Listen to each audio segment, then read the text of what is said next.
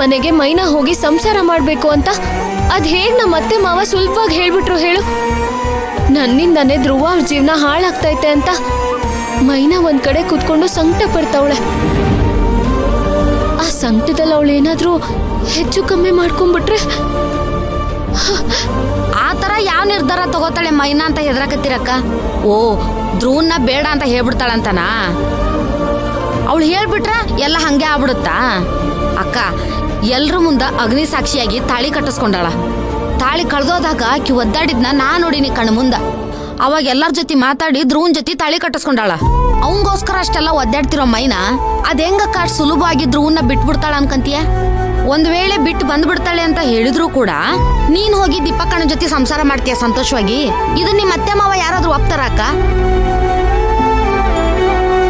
ನನ್ ಯಾವ ತರ ಯೋಚನೆ ಮಾಡಿದ್ರು ನಮ್ಮ ಅಕ್ಕ ಬಾವ ಸಂತೋಷವಾಗಿರ್ಬೇಕು ಅಂದ್ರೆ ನಾನ್ ಧ್ರುವ ಅವ್ರ ಮನೆಗೆ ಹೋಗಿ ಬಾಳ್ವೆ ಮಾಡ್ಬೇಕು. ಬೇರೆ ದಾರಿನೇ ತೋಚ್ತಿಲ್ಲ. ಆದ್ರೆ ಧ್ರುವ ಅವರು ನನ್ನಿಂದ ಅಂತ ಅವ್ರಿಗೆ ಸಂತೋಷ ಸಿಗ್ತಿಲ್ಲ. ಈಗ ಇರೋ ನೆಮ್ಮದಿನೂ ಹಾಳಾಗೋಗತ್ತೆ.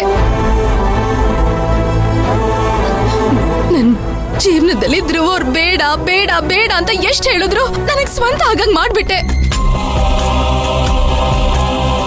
ಅವ್ರ ಜೊತೆ ಬಾಳ್ವೆ ಮಾಡ್ಬೇಕು ಅಂತ ಆಸೆ ಪಡ್ಬೇಕಾದ್ರೆ ಬಾಳಕ್ಕಾಗ್ದಿರೋ ಅಂತ ಪರಿಸ್ಥಿತಿಲಿ ತಂದಿಡ್ತಿದ್ಯಾ. ಯಾಕಪ್ಪ ಈ ತರ ಪರೀಕ್ಷೆ ಮಾಡ್ತಿದ್ಯಾ? ಇದಕ್ಕೆಲ್ಲ ಉತ್ತರ ಯಾರು ಕೊಡ್ತಾರೆ? ಹೌದಕ್ಕ, ಇದಕ್ ನೀವ ಉತ್ತರ ಕೊಡ್ಬೇಕು.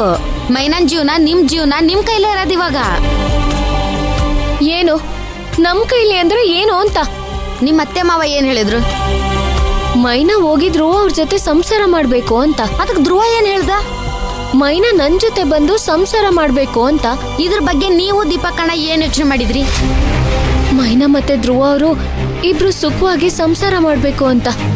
ಆದ್ರೆ ನೋಡಕ್ಕ, ಆದ್ರೆ ಗೀದ್ರೆ ಎಲ್ಲ ಬೇಕಾಗಿಲ್ಲ. ಮೈನಾ ಧ್ರುವ ಸಂತೋಷವಾಗಿರ್ಬೇಕಂತ ನೀವ್ ಆಸೆ ಪಡಕತ್ತಿರೋದಲ್ಲ. ಅವ್ರಿಬ್ರು ಸಂತೋಷವಾಗಿದ್ರೆ ನಾವೆಲ್ರು ಸಂತೋಷವಾಗಿದ್ದಂಗೆ ಹೋದಲ್ಲ? ಹೌದು. ನಾನೇನು ರಾಧಕ್ಕಂಗೋಸ್ಕರ ನಿಮ್ ಮನೆ ಕರ್ಕೊಂಡು ಹೋಗ್ತೀರಾ ಅಂದ್ರೆ ಧ್ರುವ ಅವರು ನನ್ನನ್ನ ಸಂತೋಷವಾಗಿ ಕರ್ಕೊಂಡು ಹೋಗ್ತಾರೆ. ಆದ್ರೆ ಅವ್ರ ಮನೇಲಿರೋರ್ ಪರಿಸ್ಥಿತಿ, ಅವರಂತೂ ಸಂತೋಷವಾಗಿರಲ್ಲ. ಈಗ ನಾನ್ ಧ್ರುವ ಅವ್ರ ಬಗ್ಗೆ ಯೋಚನೆ ಮಾಡ್ಲಾ ಇಲ್ಲ ನಮ್ಮ ಅಕ್ಕನ ಬಗ್ಗೆ ಯೋಚನೆ ಮಾಡ್ಲಾ?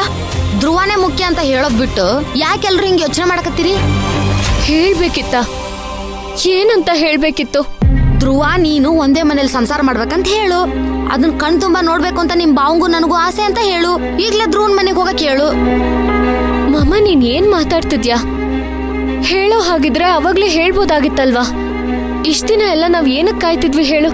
ಕಾಯ್ಬಾರ್ದಾಗಿತ್ತು, ಮೊದ್ಲೇ ಹೇಳ್ಬೇಕಾಗಿತ್ತು. ಹೇಳಾರ್ದು ತಪ್ಪು ಮಾಡಿದ್ ನೀವ ಹೋದಲ್ಲ?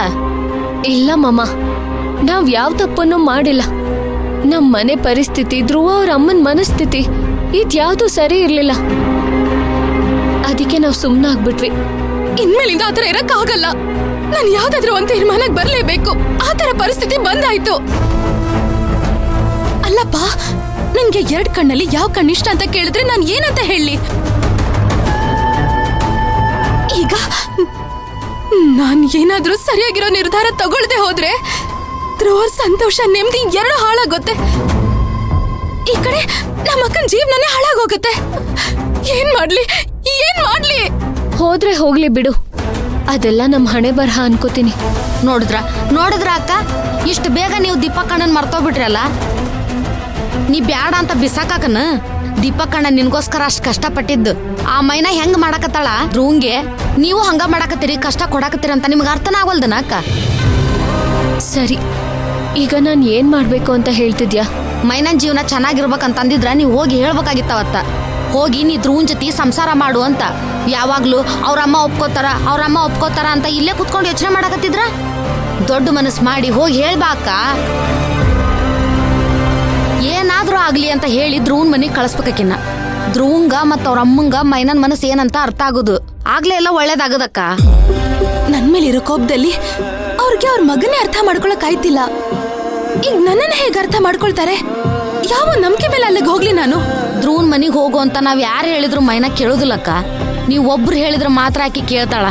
ಅದಕ್ಕ ನೀನ್ ಹೋಗಿ ಧ್ರುವನ್ ಮನೆಗ್ ಹೋಗು ಅಂತ ಮೈನನ್ ಹತ್ರ ಹೇಳಕ್ಕ.